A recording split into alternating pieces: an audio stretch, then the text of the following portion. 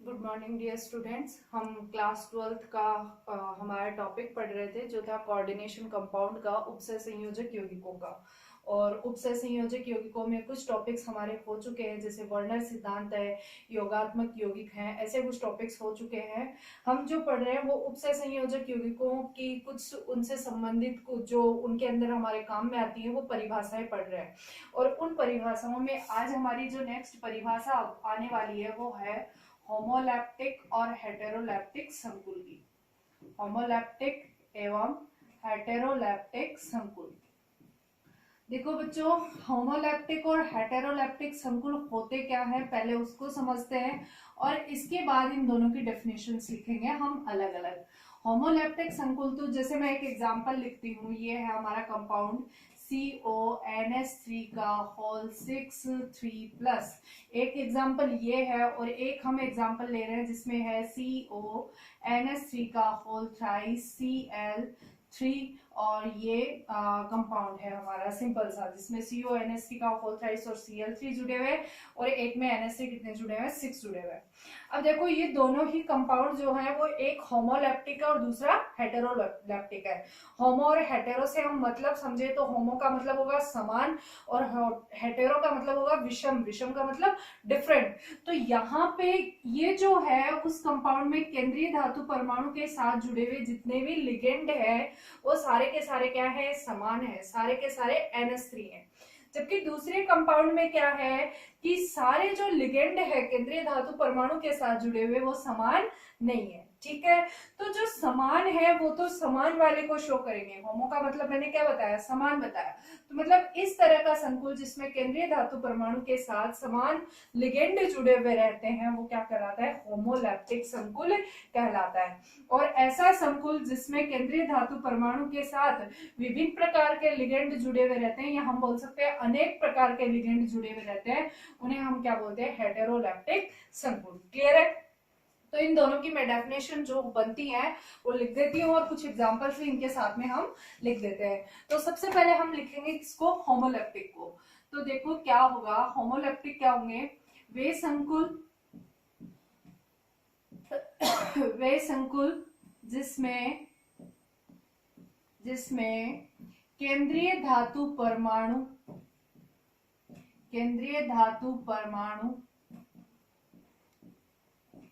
के साथ केंद्रीय धातु परमाणु के साथ समान प्रकार के लिगेंड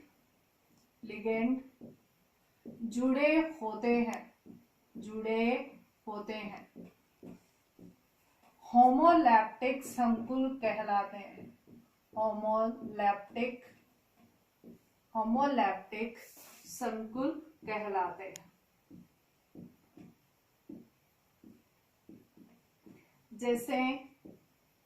जैसे एग्जांपल की फॉर्म में देखें तो एक एग्जांपल हमारा द बेस्ट आता है K4FeCN6।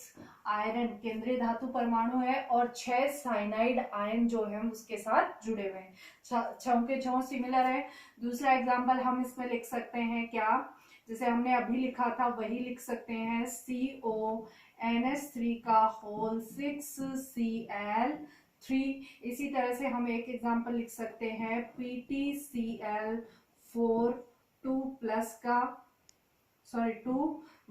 का। ठीक है, ये एक एग्जांपल ये हो गया। इसमें भी प्लेटिनम जो है उसके साथ 4 क्लोरीन ये आयन जो है वो क्लोराइड आयन जो है वो उसके साथ में जुड़े हुए हैं। तो ये हमारे कुछ एग्जांपल्स हो गए जिसमें हम किसकी बात करेंगे, होमोलैप्टिक संकुल की। अब यहाँ पे क्वेश्चन की बात करते हैं। क्वेश्चन जो इसका है वो या तो डेफिनेशन की फॉर्म में इसी नाम से पूछा जा सकता है, होमोलैप्टिक के नाम से, या फिर क्या होगा, इस तरह के कुछ एग्जांपल्स दिए हुए होंगे और उन एग्जांपल्स के बेसिस पे आपको पूछा जाएगा कि ये होमोलैप्टिक संकुल है या हेटेरोलैप्टिक संकुल है। क्लियर है? तो अब हम नेक्स्ट डेफिनेशन बात करते हैं किसकी, हेटेरोलैप्टिक की। तो सेम ऐसी ही डेफिनेशन होगी लेकिन उसमें क्या होगा, वे संकुल जिसमें केंद्रीय धातु परमाणु के साथ विभिन्न प्रकार के क्या जुड़े हुए हो, लिगेंड जुड़े हुए हो। तो वे संकुल जिसमें केंद्रीय धातु परमाणु के साथ केंद्रीय धातु परमाणु के साथ विभिन्न प्रकार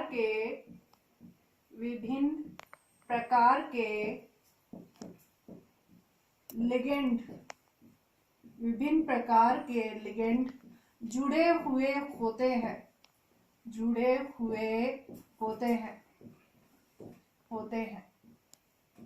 क्या कहलाते हैं? हेटेरोलैप्टिक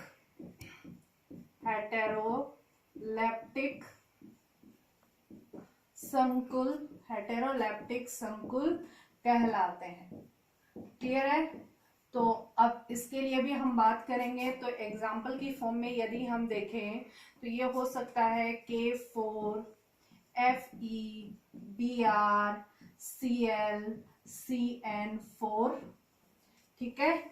या फिर हम इसका एग्जाम्पल ले सकते हैं PtBr 2Cl 2 या फिर हम इसी में एग्जाम्पल ले सकते हैं COCl3NH3 का होल थ्राइस। क्लियर है? या फिर हम इसमें और भी एग्जाम्पल ले सकते हैं जैसे CrH2O का होल थ्राइस, NH3 का होल थ्राइस, Cl3। क्लियर है? तो ये इसके कुछ एग्जांपल्स हो गए जिसमें हम क्या देख रहे हैं, डिफरेंट तरह के लिगेंड जुड़े हुए हैं। यहाँ एक Br है, एक Cl है और 4 क्या है? Cn। यहाँ 2 Br है, 2 Cl है, यहाँ 3 Cl है, 3 NH3 है, यहाँ 3 H2 है और 3 क्या है? NH3 है।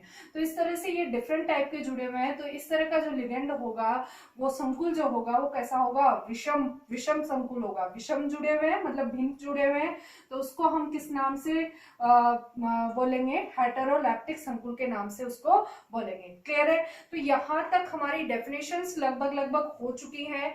आज उन डेफिनेशन से रिलेटेड मैं कुछ क्वेश्चंस जो आपको एग्जाम में पूछे जा सकते हैं वो बता देती हूँ, ठीक है। तो हम इसके बाद कुछ क्वेश्चंस कर रहे हैं जिनमें सबसे पहला यही आता है कि निम्न को परिभाषित कीजिए। ये क्वेश्चंस तुम्हें पीछे देखने हैं, जो भी हमने पढ़ा है उसमें से अगर किसी क्वेश्चन का आंसर नहीं मिलता है तो आप लोग कमेंट बॉक्स में डालेंगे। निम्न को परिभाषित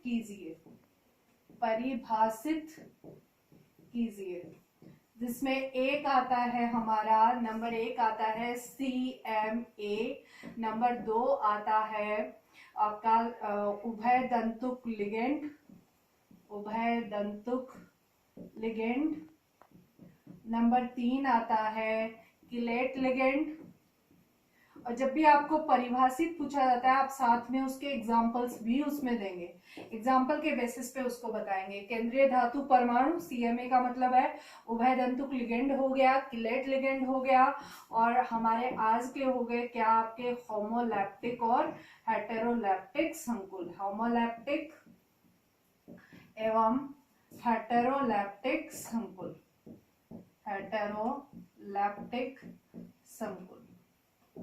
क्लियर है? और इसके अलावा जो आज के क्वेश्चन में नेक्स्ट क्वेश्चन आ रहा है वो इस तरह का आ सकता है कि निम्न में से होमोलैप्टिक एवं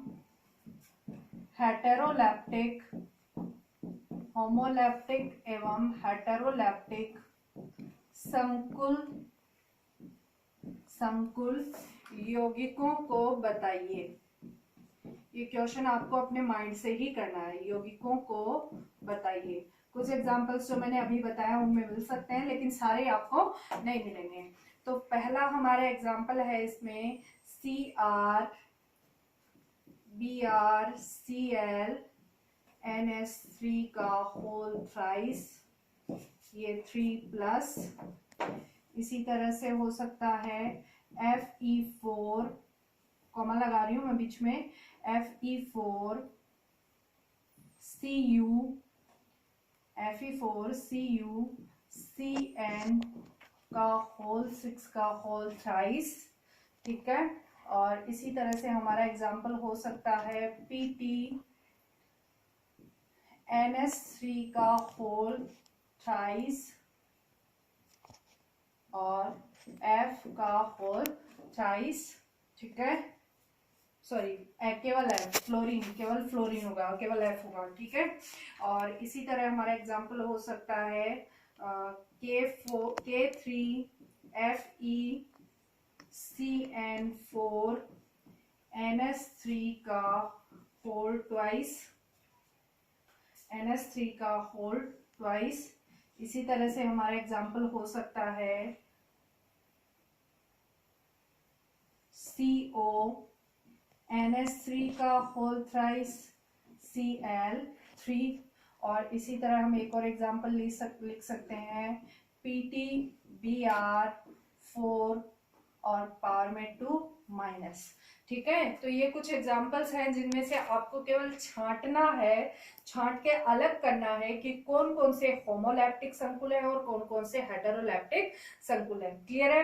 तो ये छोटी सी बात थी आज हमारी होमोलैप्टिक और हेटेरोलैप्टिक संकुल की। इसके बाद की जो बातें हैं वो अब हम नेक्स्ट क्लास में करेंगे। यहाँ तक का आपको समझ में आ गया होगा। और ये जो छांटने वाले हैं वो आपको खुद को करने हैं। होमोलैप्टिक हेटेरोलैप्टिक मैंने समझा दिया है पहले। तो आज की क्लास यहीं कंप्लीट करते हैं। Thank you so much.